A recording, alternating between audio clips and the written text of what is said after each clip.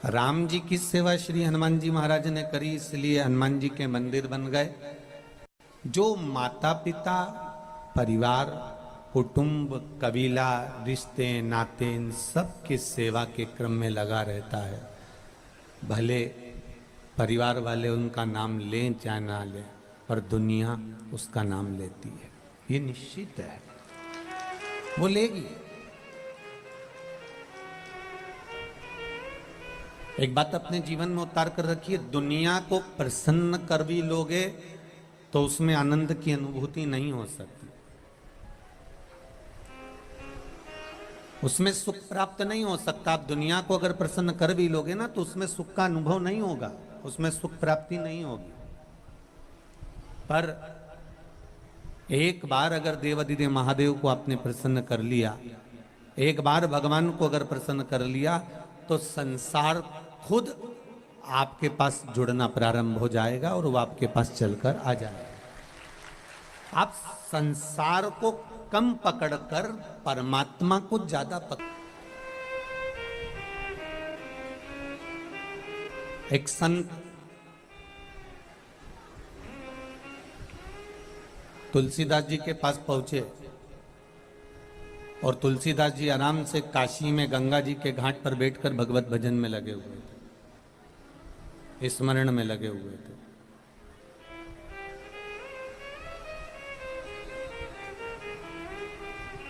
संत ने तुलसीदास जी से कहा कि तुमने मेरा भी चमत्कार देखा नहीं है, मैं बहुत बहुत पहुंचा हुआ संत हूं और जो करना चाहता हूं मैं वो सब कर सकता हूं, मेरी विद्या अभी तुमने देखी क्या है। तुलसीदास जी ने कहा, अगर तुम अपनी विद्या के बल पर केवल चमत्कार करना जानते हो तो मैं आपको कोई संत नहीं मानता, मैं कोई साधु नहीं मानता, मैं कोई तपस्वी नहीं मानता। विद्या बढ़े और उस विद्या में परमात्मा को प्राप्त करने की जिज्ञासा प्राप्त हो, परमात्मा को प्राप्त करने की एक आशा प्राप्त हो, एक दृष्टि प्राप्त हो, तो विद्या का महत्व है। और विद्या मिली और मालूम पड़े आपने चमत्कार दिखाया, तो उस चमत्कार से दुनिया प्रसन्न हो सकती है, पर उस चमत्कार से परमात्मा कभी प्रसन्न नहीं होता। परमात्मा कहता है तू चमत्कार के चक्कर में पड़े रहेगा तो संसार को प्रसन्न कर सकता है, पर मेरे चक्कर में पड़े रहेगा तो संसार तेरे चक्कर में पड़ा रहेगा। तुम मेरा भजन तो कर।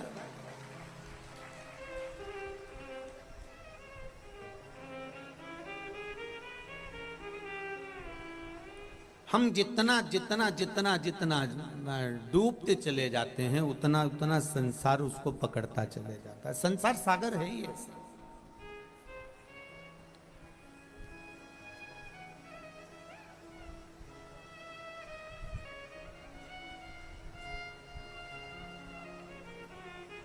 भजन करना चाहो तो आप भजन नहीं कर सकते संसार सागर में अगर फंसे हुए हो तो।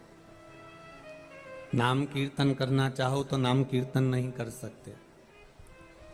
मंदिर जाने का मन कर रहा है कि मैं शंकर जी के मंदिर जाऊं और एक लोटा जल चढ़ाऊं, तो आप मंदिर नहीं जा सकते। बड़ा कठिन है संसार सागर,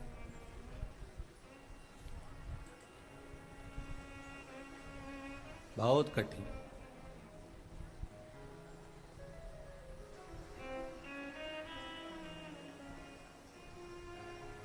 जिसने परमात्मा को पकड़ा है, जिसने मेरे बालाजी सरकार को पकड़ा है, जिसने मेरे शंकर भगवान को पकड़ा है, जिसने मेरे राम कृष्ण को पकड़ा, जिसने मेरे देवाधिदेव महादेव को पकड़ा है, संसार उसको पकड़ना चाहता।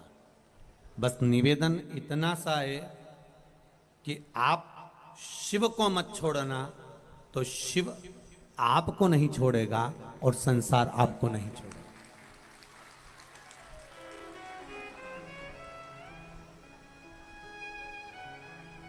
आप जिसको ज्यादा पाना चाहते हो ना, आप जिसके पीछे ज्यादा दौड़ना चाहते हो, आप जिसको ज्यादा इकट्ठा करना चाहते हो ना, वो जितना ज्यादा आप उसके पीछे पड़ोगे वो नहीं मिलने वाला, वो नहीं मिल सकता।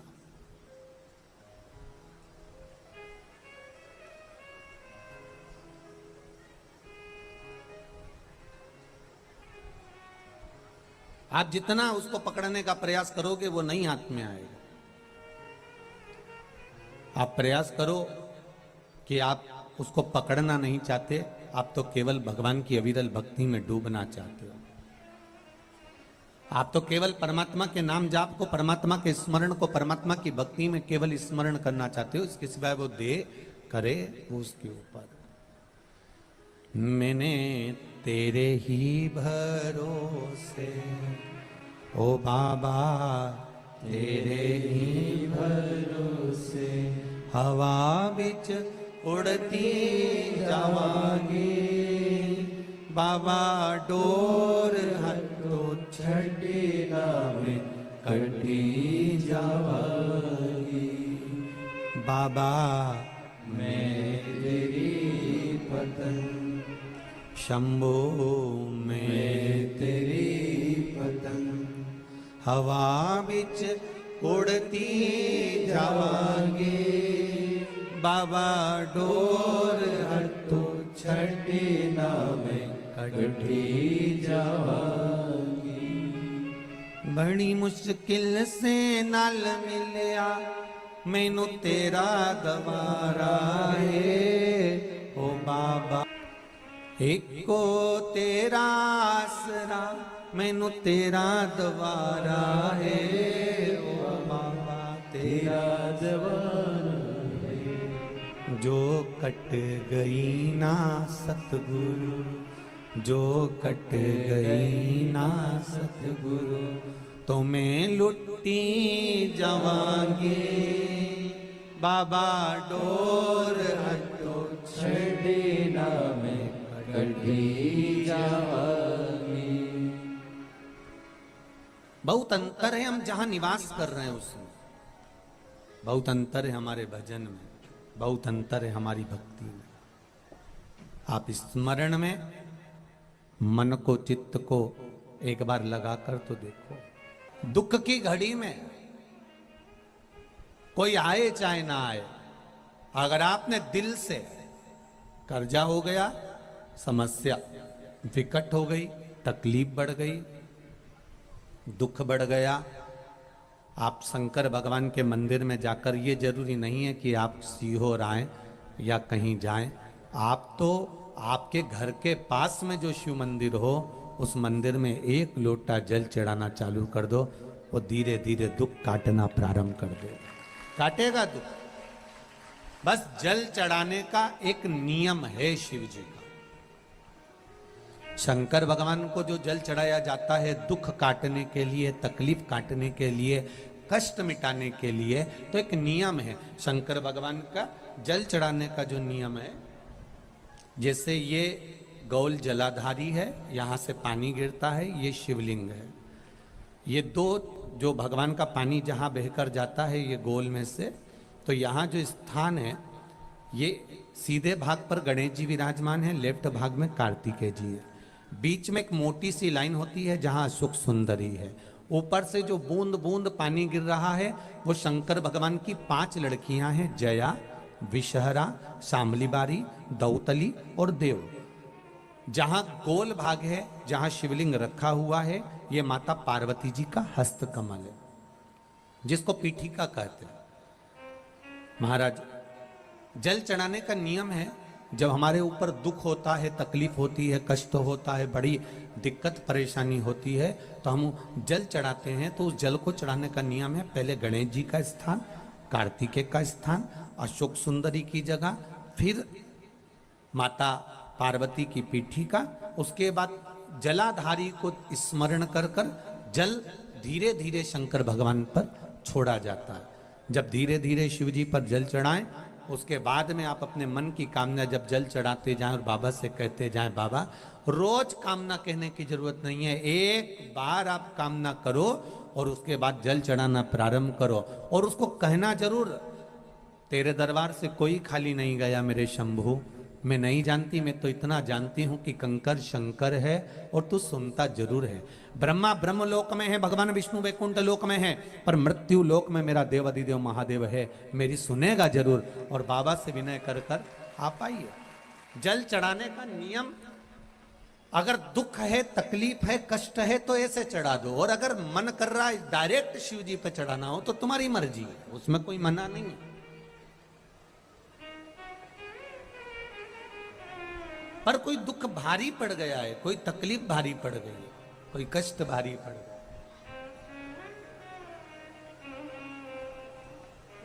मेरे भोले तेरी सबसे बढ़िया, सबसे बस उससे दिल से आप कर रहे हो, एक आराधना, एक निवेदन, एक प्रार्थना। जब से तेरा गुलाम हो गया, तब से मेरा भी नाम हो गया। जब से तेरा गुलाम हो गया, तब से मेरा भी नाम हो गया। वरना औकात क्या थी मेरी, वरना औकात क्या थी मेरी, सबसे बढ़िया है सबसे खरी हो भोले बाबा तेरी नौकरी, सबसे बढ़िया है सबसे खरी। महाराज आप दिल से उससे प्रार्थना करिए, वो दिल से सुनता है, कहो उससे।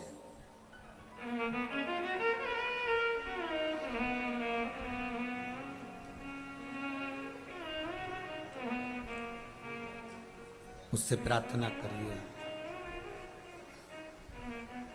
उससे निवेदन करिए, आप सुनेगा। शिव कथा कह रही है, भगवान शंकर नेत्र बंद कर कर बैठे थे और उनके नेत्र से एक अश्रु गिर गया था। उस अश्रु से एक पुत्र ने जन्म लिया था जिसका नाम अंधकासुर था। वो अंधकासुर एक पुत्र का जन्म हुआ है, एक बेटे का जन्म हुआ।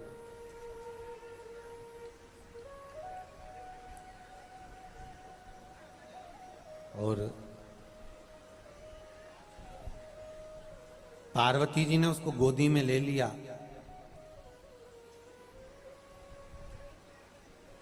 शिव जी ने मना करा कि उसको फेंक दो, समुद्र में डाल दो, ये तुम्हारा पुत्र नहीं है। पर पार्वती जी कहती हैं कि आपके द्वारा प्रगटा है इसलिए मेरा पुत्र है।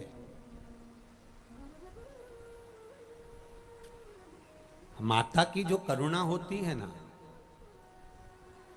माता का जो प्रेम होता है ना, मातृत्व जो प्रेम होता है वो कोई साधारण नहीं होता।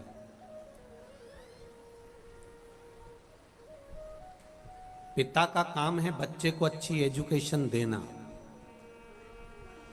पिता का काम है बच्चे को अच्छा पढ़ाना, पिता का काम है बच्चे को अच्छे कपड़े पहनाना, पिता का काम है बच्चे को अच्छे पेट भरकर भोजन कराना।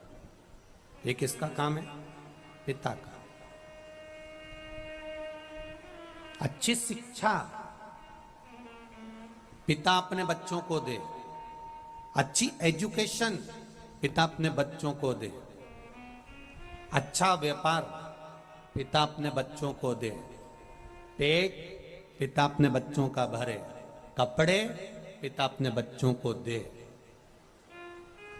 ये पिता का फर्ज है, इससे मुंह ना मोड़े पिता। पर पिता से ज्यादा माता का फर्ज होता है, पिता एजुकेशन दे, शिक्षा दे, कपड़े दे, व्यापार दे, धन दे, पर इससे ज्यादा कर्तव्य माता का होता है कि घर में रहने वाली मां अपने बच्चे को संस्कार दे, बहुत जरूरी है।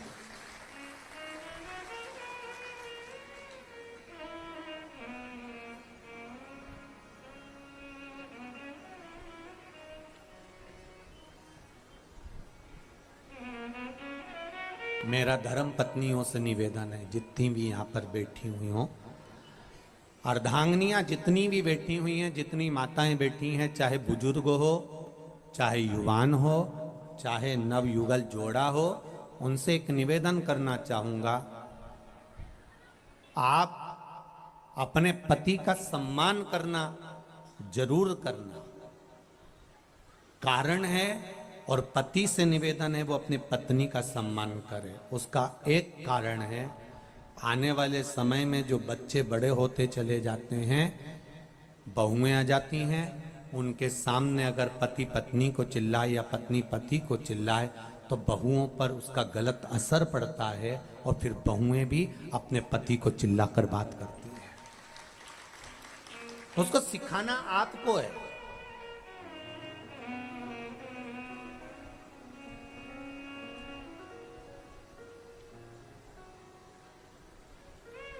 दुनिया की प्रत्येक पत्नियां अपने पति को मूर्ख समझती हैं और दूसरे के पति को ज्ञानवान समझती हैं। हमेशा देख लो, तुम्हें तो बिल्कुल अकल नहीं है, तुम्हें तो बोलने का तरीका ही नहीं है, तुम्हें तो लक्षण ही नहीं है, तुम्हें तो ये नहीं। और उसके देख लो तुम्हारे दोस्त को कितना विद्वान, तुम्हारे बेस्ट फ्रेंड को देख लो कितना विद्वान। अब जो बेस्ट फ्रेंड की बात कर रहे हैं उसकी पत्नी से पूछ किया ये कैसा है, तो वो भी यही कहती है इनमें तो अक्ल ही नहीं है, इनमें तो ये ही नहीं है। और वो हमेशा तारीफ तुम्हारे पति की करती है,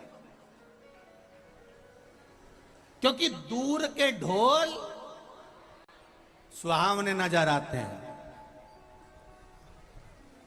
आप कभी भी अंदाजा लगा कर देखना, अपने पति को हमेशा पत्नी कमजोर, ये इसमें अक्ल नहीं, इसमें बुद्धि नहीं, इसमें चित्त नहीं, इसमें विवेक नहीं, इसमें अक्ल नहीं है, इसमें ज्ञान नहीं है, तुम्हें बोलना नहीं आता, तुम्हें ये काम नहीं आता, तुमसे कह के थक गई मैं, जाकर व्यापार कर लो, ऐसा कर लो। और दूसरे के पति को, अरे वो कितना चतुर है, वो कितना विद्वान है, हमारी जीजी के देवर को देख लो, उनको देख लो, उनको देख लो, इतना सबका बखान करेगी, सबका।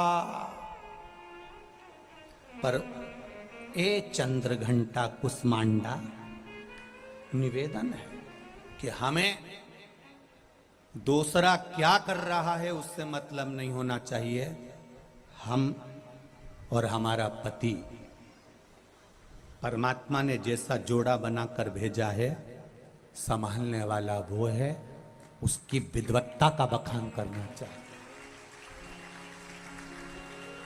उसकी विद्वत्ता का बखान करो, दूसरे की हम एक बार कथा में आपको पहले भी कहा कि बच्चों को ये मत कहो कि तुम उनके जैसे बनो।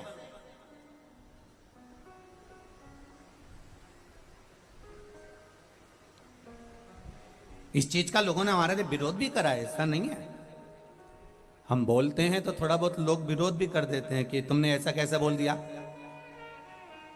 कि उनके जैसे मत, उनके जैसे मत। अपने बच्चों को किसी का ज्ञान मत दो कि तुम उनके जैसे, अपने बच्चों को यह ज्ञान मत दो कि तुम उनके जैसे बनो, ऐसा मत बोलो। अपने बच्चों से कहो कि तुम ऐसे बनो कि दुनिया तुमसे प्रेरणा ले और तुम्हारे जैसा बनना चाहे। दुनिया तुमसे प्रेरणा ले और तुम्हारे जैसा बनना चाहे। हमें दूसरे के जैसा नहीं बनना, दूसरा हमारे जैसा बने तो बात है।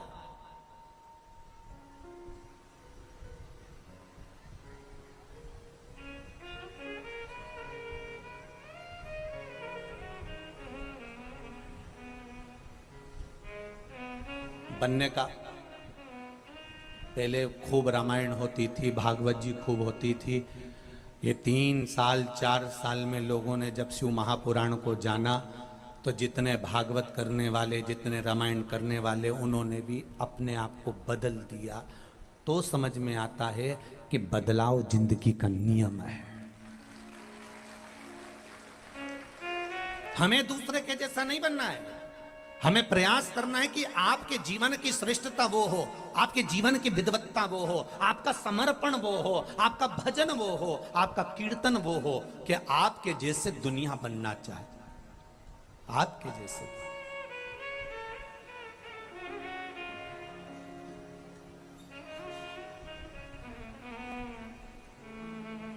हम हमेशा अपने बच्चों को कहते रहते हैं, एक माता पिता अपने बच्चे से हमेशा कहते थे, बेटा बनो तो राम बनो, बनो तो श्रवण बनो। दूसरे की बात कहते रहते थे, बनो तो राम बनो, बनो तो श्रवण बनो। और पढ़ी लिखी औलाद,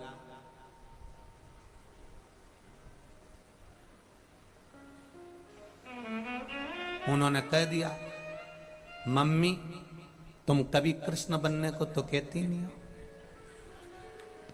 तो मम्मी बोली, मेरे को मालूम है तू यही बोलने वाला होगा, क्योंकि भगवान कृष्ण ने गोपियों के चीर का स्मरण किया, भगवान ने गोपियों के घर के माखन का स्मरण किया, तो तू भी वही करना चाहता होगा। इसलिए मैं तुझे कृष्ण बनने को नहीं कहती, क्योंकि तू कृष्ण के गुण को नहीं जान सकता। ये सब भगवान कृष्ण के तो गुण हैं, इसको समझने वाला किस तरह से समझ सकता है ये उसके ऊपर है। वो माखन लीला को किस तरह से समझेगा, वो कृष्ण लीला को किस तरह से समझेगा, वह भगवान की भक्ति को किस तरह से समझेगा, ये उनके ऊपर,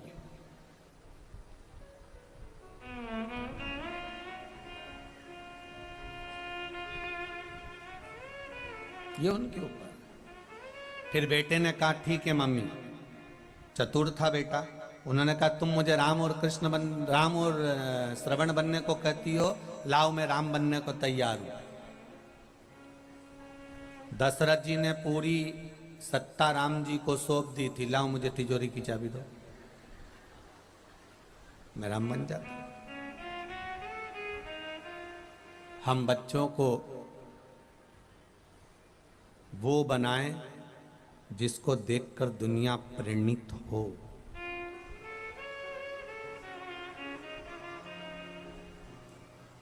दुनिया में ऐसा कोई व्यक्ति नहीं पैदा हुआ जिसको भगवान ने कोई गुण नहीं दिया हो। भगवान ने जिसको कुछ अच्छा ना दिया, एक विकलांग व्यक्ति भी पैदा होता है तो भगवान उसको कुछ गुण देकर पैदा करता है, उसमें कुछ अच्छा चीज होती है जिसको वो निखार सकता है। बेकार भगवान अपने पास रखता ही नहीं। आप में से कितने लोग हैं जो अपने कमरे में अटाला रखते हो, कबाड़े का सामान रखते हो, बेकार सामान रखते हो?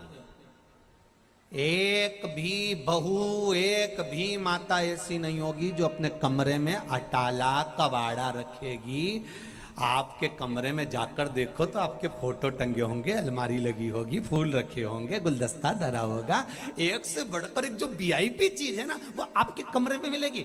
अटाला आपके कमरे में, अटाला आपके कक्ष में, अटाला आपके घर में नहीं मिलेगा।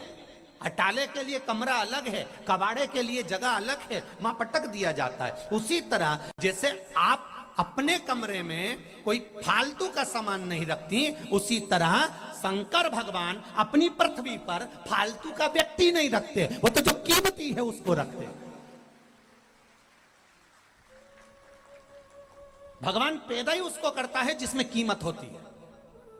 कईयों को भगवान संतान नहीं देता, वो रोती है, बिलकती है, तो भगवान के आगे हाथ जोड़कर रोती है कि मुझे संतान क्यों नहीं। भगवान के कीमती होता तो दे देता, परंतु हो सकता है कि संतान दूं और वो गलत निकल जाए और जिंदगी भर तू रोए, इसलिए नहीं दी मैंने। तो कीमत भगवान अपनी पृथ्वी पर, जब आप अपने कमरे में अटाला नहीं रखते तो भगवान अपनी पृथ्वी पर अटालाओं को क्यों रखेगा?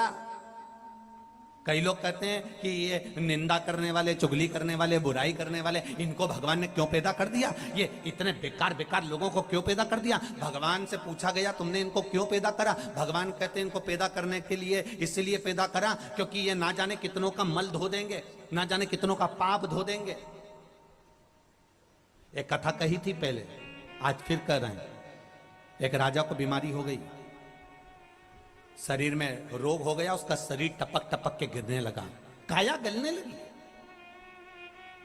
और राजा की काया जब टपक टपक कर गिरने लगी, राजा ने सारे डॉक्टर, वेद, औषधि सब करवाया, पर इलाज नहीं लगा, उसको आराम नहीं लगा। डॉक्टर अपने गुरुजी के पास गया, गुरुजी मेरी काया में रोग हो गया, काया टपक टपक के गिर रही है, मुझे लगता है मुझे कौड़ का रोग हो गया, ये काया गिर रही है, गुरुजी आप कृपा कर दो। गुरुजी ने कहा ये बता तेरे भैया थे वो कहाँ है? वो तो मर गए। तेरी भाभी कहाँ है? राजभवन में। एक काम कर, जब भाभी अपने कमरे में जाकर सो जाए तब तू चुपचाप से जाना, दरी ले जाना, भाभी के कमरे के बाहर तकिया लगा के चुपचाप सो जाना, किसी को बताना मती, तो ठीक होना चालू हो जाएगा। राजा गया, चुपचाप से दरी बिछाकर सो जाता। 8-15 दिन निकले। 16वें दिन एक सेविका नौकरानी ने देख लिया, दासी ने देख लिया, दूसरी दासी से कहा ये खोल ले राजा को तो देखो, भाई मर गया तो भाभी के कमरे में जाके सोता है, वह खोल ले राजा को तो देखो। आगी की तरह बात पूरे नगर में फैल गई, सब राजा को थू थू करने लगे, गालियां देने लगे, अपशब्द कहने लगे, कोसने लगे, और राजा का शरीर धीरे धीरे धीरे धीरे ठीक हो गया, आराम लग गया। राजा अपने गुरुजी के पास गया, गुरुदेव सारी दवाइयां काम नहीं करी, औषधि काम नहीं करी, खूब दिखाया डॉक्टर को, पर वो डॉक्टर ही काम नहीं करी, आपने मुझे भाभी के कमरे में सोने का बोला, बस इतने में मेरा काम हो गया। आखिर क्यों? गुरुजी ने कहा राजा तेरे पाप इतने बढ़ गए थे कि तेरे शरीर से टपक टपक कर गिर रहे थे, उस पाप को कम करने के लिए तेरी बुराई करवाना चालू करी।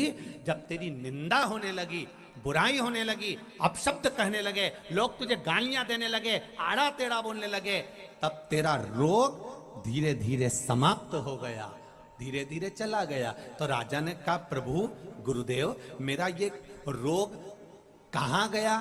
तो गुरुजी बोले जिन्होंने तेरे लिए आड़ा टेढ़ा बोला, गालियां दी, अपशब्द बोला, ये उनके खाते में बांट दिया। पाप तो कहीं ना कहीं तो देना पड़ेगा ना, पाप को कहीं ना कहीं तो पहुंचाना पड़ेगा ना, वहां बांटा गया। बोलो अच्छा बोलो, सबके लिए अच्छा बोलो, अपशब्द नहीं बोले।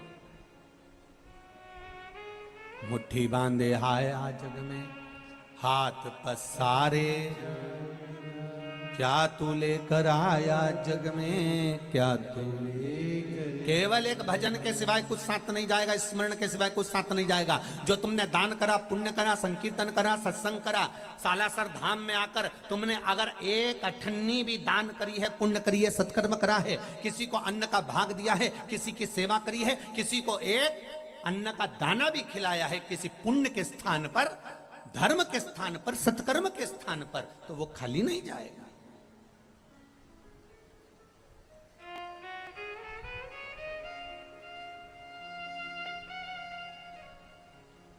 वो खाली नहीं जा सकता। और जिन्होंने दान करा है, जिन्होंने पुण्य करा है, जिन्होंने सत्कर्म करा है, जिन्होंने एक निवाला भोजन भी, एक चावल का दाना, एक खिचड़ी या एक बूंद पानी भी आपने अगर किसी को धर्मार्थ में पिलाया है, तो यहाँ शिव महापुराण की तारीख लिख कर रख लेना और 3 महीने मिला लेना कि तुमने 10 रुपए की बोतल का पानी किसी को पिलाया था तो वो 1000 गुना होकर मिला कि नहीं मिला। अंदाजा लगा कर बैठना। हम एक कथा में कहकर जाते हैं, दूसरी कथा में पहुंच जाते हैं, कहीं हमको ढूंढने की जरूरत नहीं, अगली कथा का अनाउंसमेंट भी हम यहीं से कर कर जाते हैं। बाबा ने दिया कि ना दिया, कृपा करी कि ना करी, आप अगली कथा में पहुंचकर लिख कर भेज देना, करी कि ना करी। कथाएं तो निरंतर चालू है ना, निरंतर।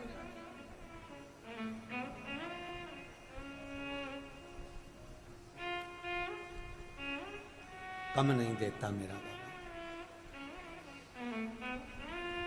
महाराज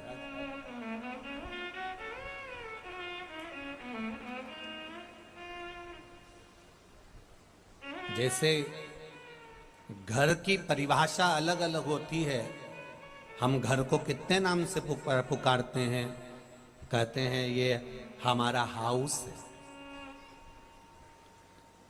मतलब जिसको हौसला है उसी का, जम के बोलो, हाउस है।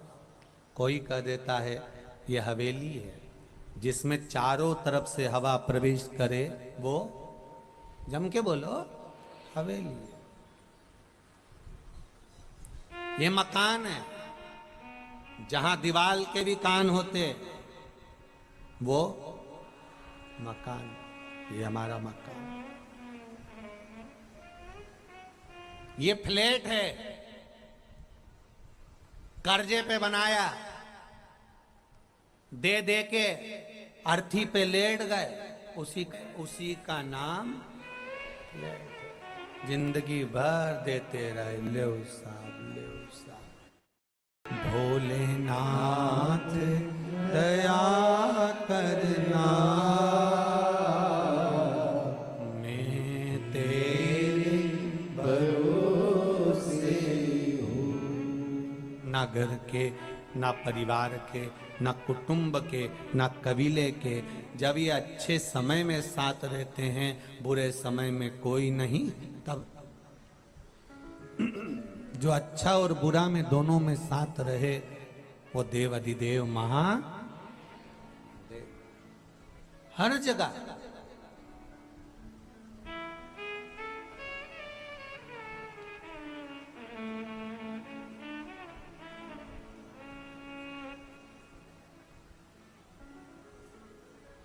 झूठ बोल के आए, नहाए। अरे बोलो तो, झूठ बोल के आए और नहाए। एक झूठ बोलो तो घर आके नहाओ। देखिएगा जरा अग्नि पुराण, अग्नि पुराण में लिखा है, एक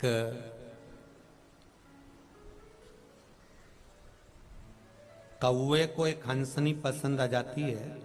कौवा उस हंसनी को ले आता है। हंस अदालत में केस लगा देता है कि मेरी हंसनी को कौवा ले गया, छुड़ा दीजिए। कौवे ने भी वकील कर लिया है, हंस ने भी वकील कर लिया है। कौवे के वकील ने कहा, सुन रे कौवे, हंसनी हमेशा हंस की रही है, कौवे की कभी नहीं हुई, तू हार जाएगा। कौवा कहता है मैं क्या करूं कि जीत जाऊं, तो कहा जज के घर चले जा। रात को कौवा जज के घर गया और जज साहब से बोला, जज साहब तुम्हारी 7 पीढ़ी बैकुंठ में है कि नरक में, मैं देख रहा हूं। तुम्हारी 7 पीढ़ी बैकुंठ में बैठी है, मैं देख रहा हूं। व्यक्ति की 7 पीढ़ी बैकुंठ में है कि नरक में, या तो कौवा बता सकता है या ब्राह्मण बता सकता है। इसीलिए श्राद्ध में दोनों को भोजन कराया जाता है। इनकी दृष्टि लंबी होती है। मैं देख रहा हूं तुम्हारी 7 पीढ़ी कहां है।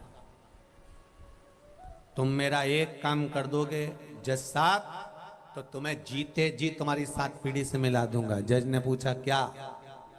कल अदालत में हंसनी को मेरी बना दो, तुम्हारी 7 पीढ़ी जो बैकुंठ में बैठी है उसका दर्शन में तुम्हें 7 शरीर जीते जी करा दूंगा।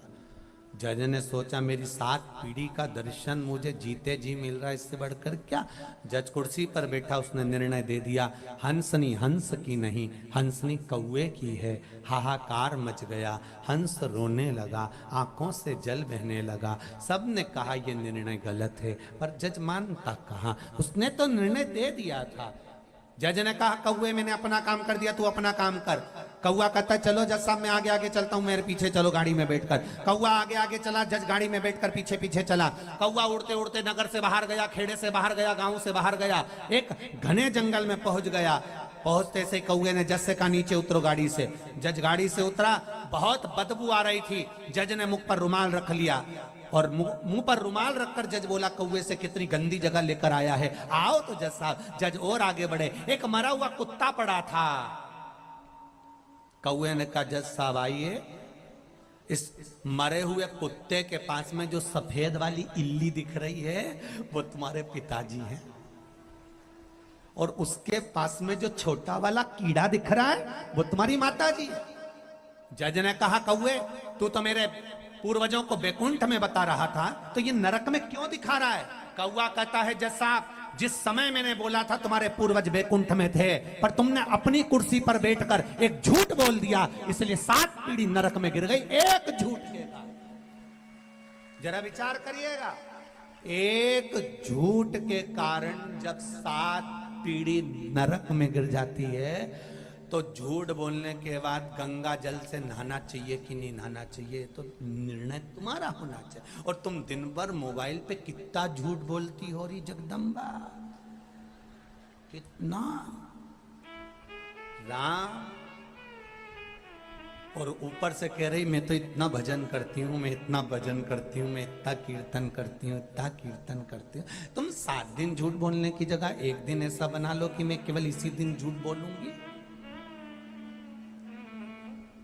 या समय बांध लो कि मैं सुबह 9 बजे से 11 बजे तक झूठ बोलूंगी।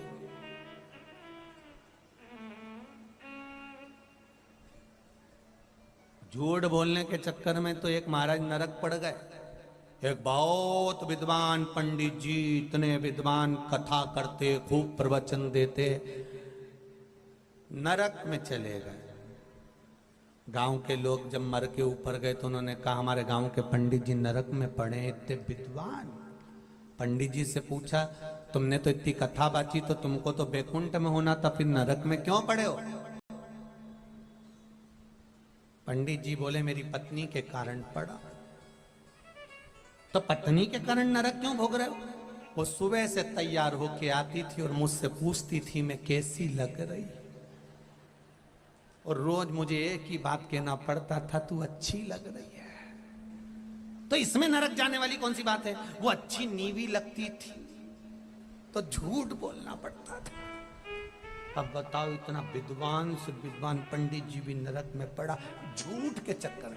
सही बोल नहीं पाया, और सही बोल देता तो उसी दिन निपट जाता बापड़ा। एक दिन मुंह से कह देता, कहीं की पूछ लेती है ऐसी मैं कैसी लग रही, और इतने में पति कह दे तू ऐसी लग रही जैसे हरी घास में भैंस चल रही, तो रे पाता बड़ा। मेरे शिव जी का सबसे बड़ा तत्व है सत्यम शिवम सुंदरम।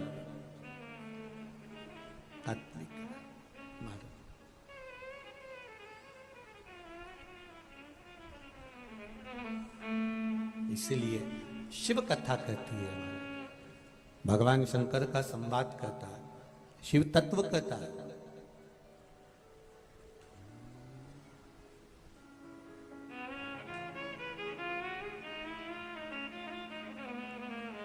तेरे सिर पे मुकुट विराजे, कानों में कुंडल साजे। तेरे सिर पर मुकुट विराजे, कानों में कुंडल साजे। तेरे मुख में नागर पान, अनोखी थारी झांकी। मारा साला सर महाराज, अनोखी थारी झांकी, अनोखी थारी झांकी, अनोखी थारी झांकी, अनोखी थारी झांकी, अनोखी थारी झांकी, अनोखी थारी झांकी, अनोखी थारी झांकी, अनोखी थारी झांकी। मारा तुम्हारा तुम्हारा साला सर महाराज, अनोखी थारी झांकी। तुम्हारा साला सर महाराज, अनोखी थारी झांकी। मारा साला सर महाराज, अनोखी थारी झांकी। माता माँ अंजनी का लाल, अनोखी थारी झांकी। माता माँ अंजनी का लाल, अनोखी थारी झांकी।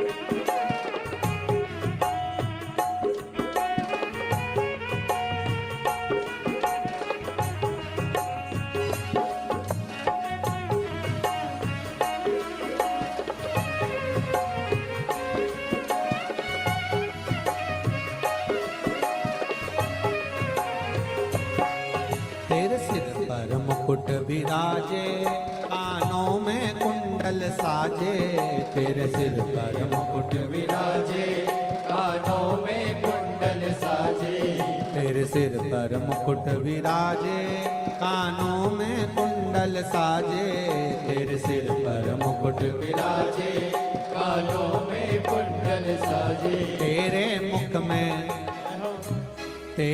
मुख में नागर पान, अनोखी थारी झांकी, तेरे मुख में नागर पान, अनोखी थारी झांकी, महारा साला सर महाराज, अनोखी थारी झांकी, महारा साला सर महाराज, अनोखी थारी झांकी, अनोखी थारी झांकी, अनोखी थारी झांकी, अनोखी थारी झांकी, अनोखी थारी झांकी, अनोखी थारी झांकी, अनोखी थारी झांकी, अनोखी थारी झांकी, अनोखी थारी झांकी, ओ महाराज साला सर महाराज, अनोखी थारी झांकी, महाराज साला सर महाराज, जय हो।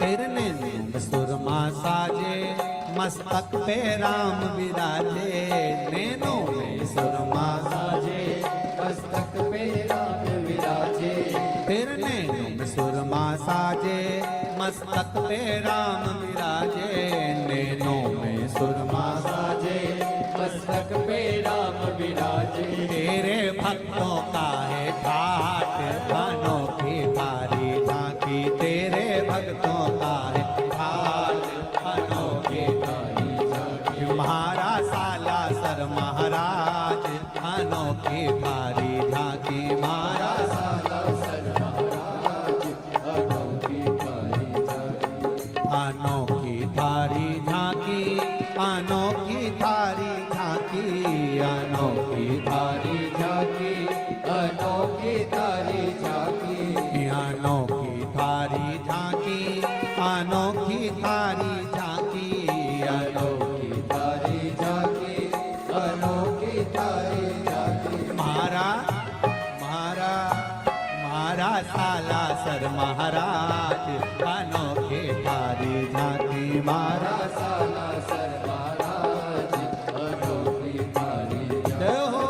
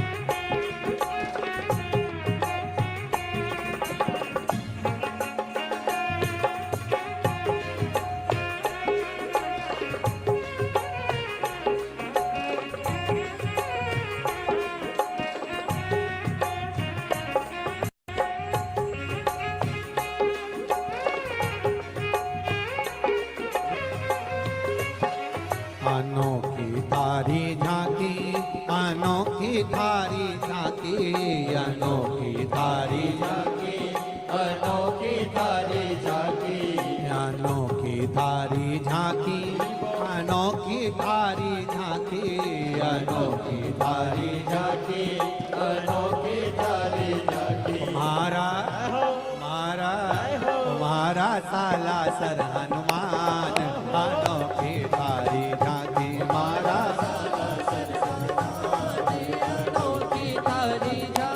मारा साला सर हनुमान, अनोखी थारी झांकी मारा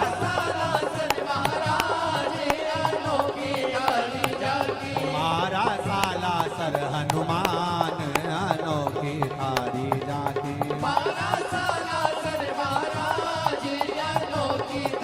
बोल रामचंद्र भगवान की साला सर बालाजी सरकार की हर हर महादेव।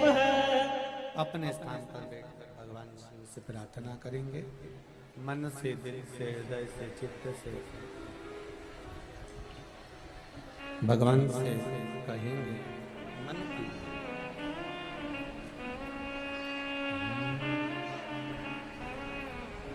श्री शिवा नमस्तुभ्यं, श्री शिवा नमस्तुभ्यं, श्री शिवा नमस्तुभ्यं, श्री शिवा नमस्तुभ्यं, श्री शिवा नमस्तुभ्यं। भोला सब दुख काटो मारा, हो भोला सब दुख काटो मारा। शिव शंकर जपो तेरी माला, भोले बाबा जपो तेरी माला, भोला सब दुख काटो मारा, ओ भोला सब दुख काटो मारा। वेश है मंगल मंगलकारी, वेश है मंगल मंगलकारी। शमशान वासी हमारा, शमशान वासी हमारा, ओ भोला सब दुख काटो मारा, ओ भोला सब दुख काटो मारा। भगवान शिव से हृदय से प्रार्थना करें कि हे भोलेनाथ हमारे जीवन के सारे दुखों को, कष्टों को काट दे। अंधकासुर का जन्म शिव जी का कहना, उसको उठाकर समुद्र में डाल दो।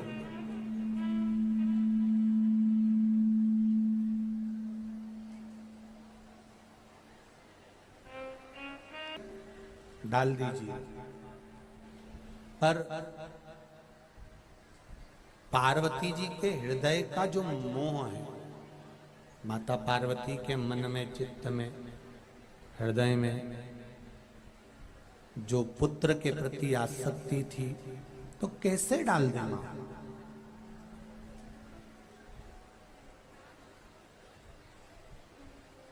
मना कर दिया पार्वती।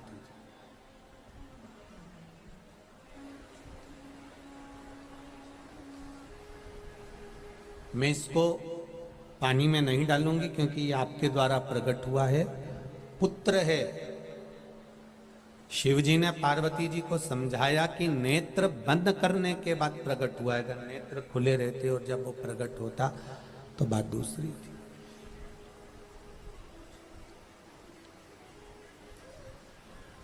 बहुत शिव जी ने कहा, तब माता पार्वती जी ने समुद्र में उस बालक को फेंका। हिरण्याक्ष ने उसको पकड़ लिया। जब बड़ा हुआ, हिरण्याक्ष के प्राण चले गए।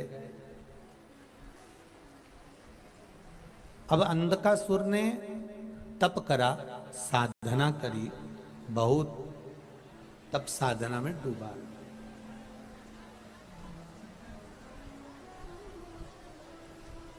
सिद्धि प्राप्त करिए,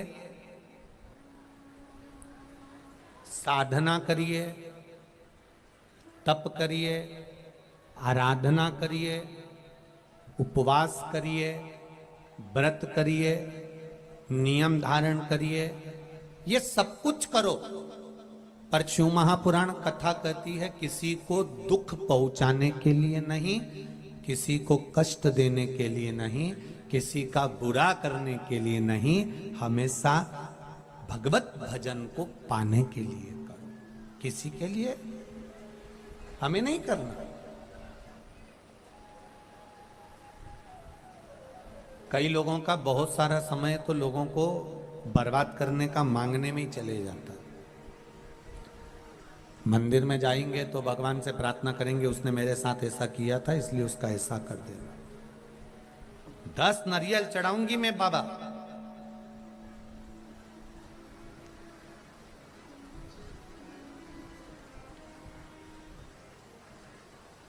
शिव महापुराण में आओ।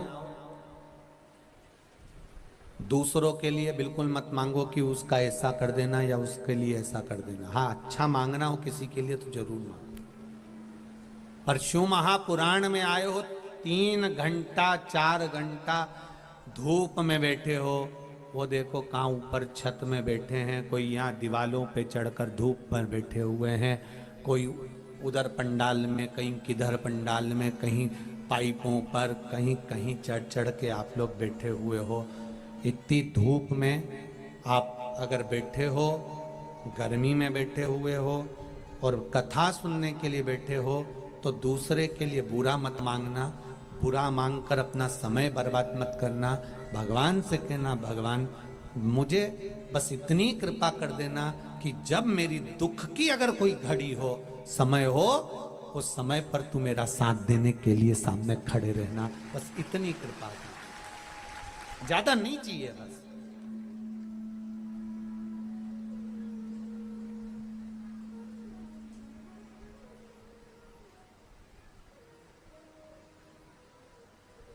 एक पत्र आया है, देखिए।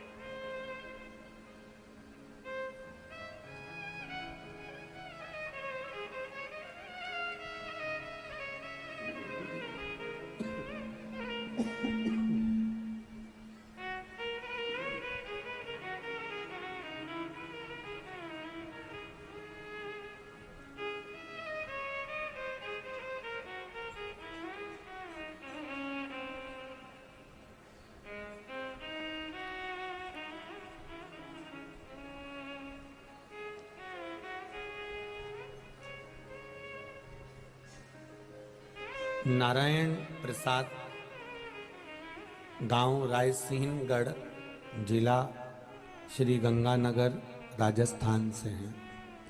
कहीं बैठे हों तो हाथ हिलाइएगा।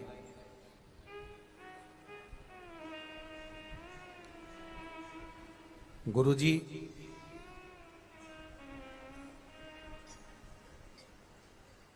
बेटी की शादी के लिए बड़े चिंता थे, बहुत। आप ही हैं? श्री शिवाय नमस्ते जी। बहुत चिंता थी, शादी कहीं जम नहीं रही थी, कई साल से प्रयास में थे। तब एक बार शिव महापुराण की कथा सुनी और आपका मूंग वाला जो प्रयोग था वो किया। बाबा की कृपा से मेरी बेटी की शादी बहुत अच्छे घर में शंकर जी की कृपा से हो गई। जितने संबंध आते थे लोग कहीं ना कहीं उसको अटकाने का प्रयास करते थे, पर शिव कृपा। एक पत्र और है।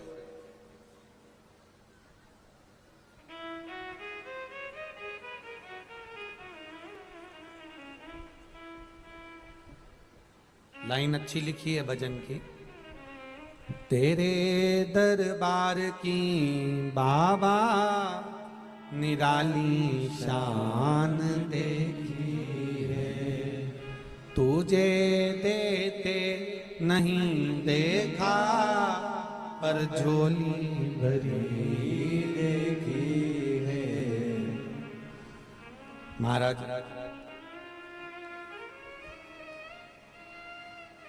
रजनी शर्मा खेतियावास पटोदी गुरुग्राम हरियाणा से आई हो, कहीं बैठी हो तो हाथ हिलाइएगा।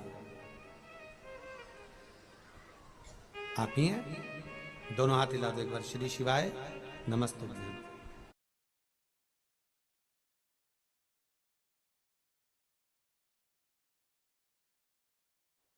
स्पोर्टी बाइक्स तो ले ली, लेकिन इसके मैच करता हुआ एक बैकपैक भी तो होना चाहिए।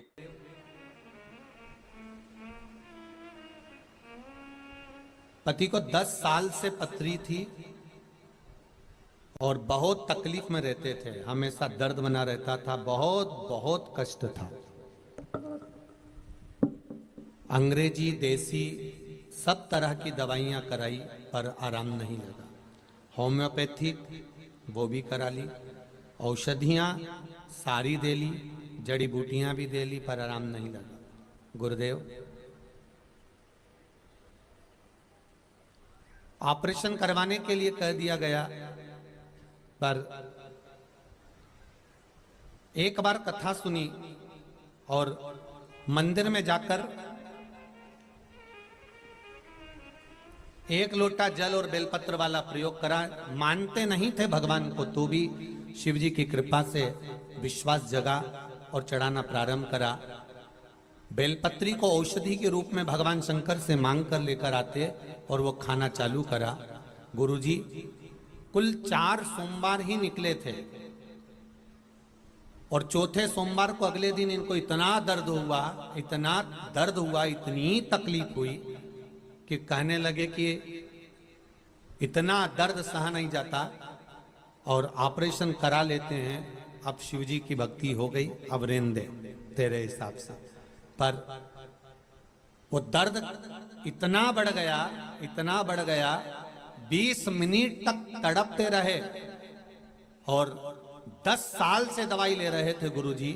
वो 20 मिनट का जो दर्द था, उस दर्द के बाद दूसरी बार जांच कराने गए तो पथरी जा चुकी थी, नहीं बची। अब ठीक है? श्री शिवाय नमस्तुभ्यं। हम बैठिए। ये शिव कृपा है, ये शंकर की उदारता।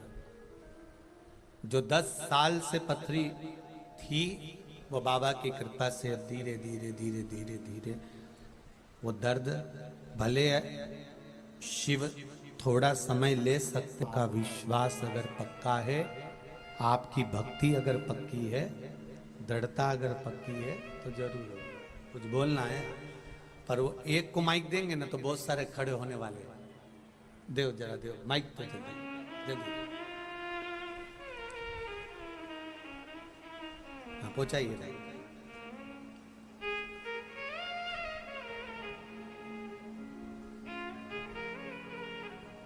शंभु शरणे